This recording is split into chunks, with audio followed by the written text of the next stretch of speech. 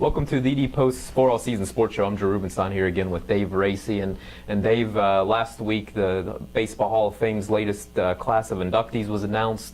Tom Glavine, Greg Maddux, Frank Thomas, nobody can really argue with that, but the story once again is about the voting process and guys who were left off, and it just seems wrong. Would you agree that those guys are being overshadowed by something else?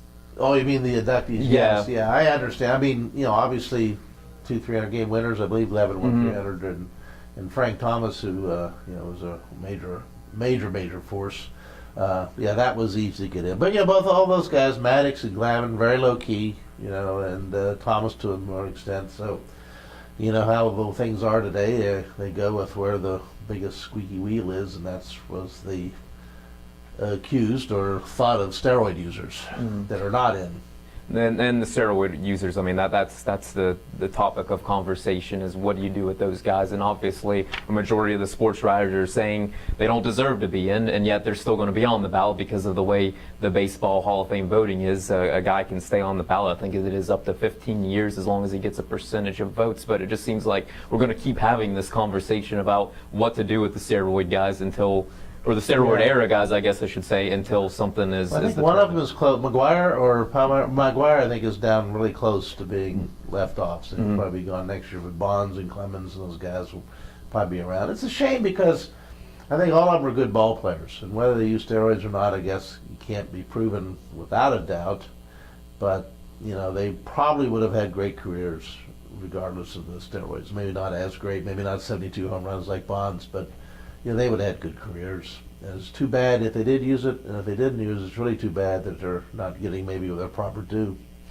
If you're a baseball guy, you followed it your whole life, Cubs fan as I understand it, and Sammy Sosa is certainly one of those guys. If you were a Hall of Fame voter, would you vote in the McGuires, the Roger Clemens, the Mike Piazzas, the guys? I mean, a Mike Piazza, for instance, you look at his numbers, there's probably not been a better hitting catcher than Mike Piazza. Has never failed a drug test, has never admitted to using drugs, and yet there's speculation because of back acne and things like that. What would you do with these guys? I would probably, I might look at it in case by case.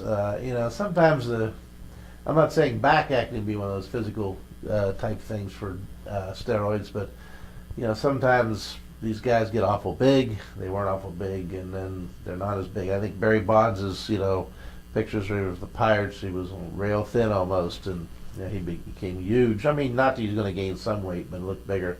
Sammy Sosa, Mark McGuire was tremendously big. I never saw that in Piazza in a couple of them, but Clemens seemed to be big from the beginning, the get-go, and so I don't know. I guess I would probably do it individually myself, look at each individual athlete. Maybe you do make your best judgment of what you think the guy, if he used steroids or not, based on the information you have.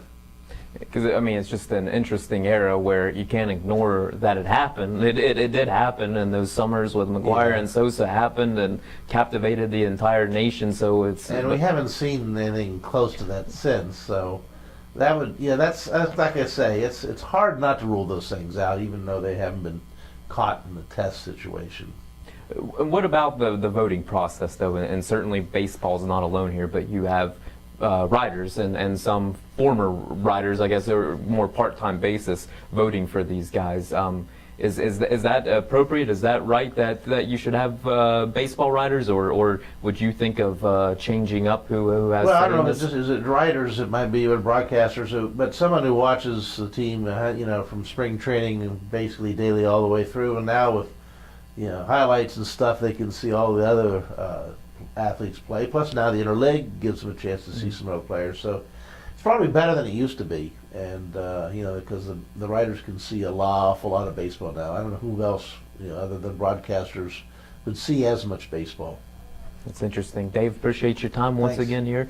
Please continue to check thedpost.com for the latest on local sports. Thanks for watching today.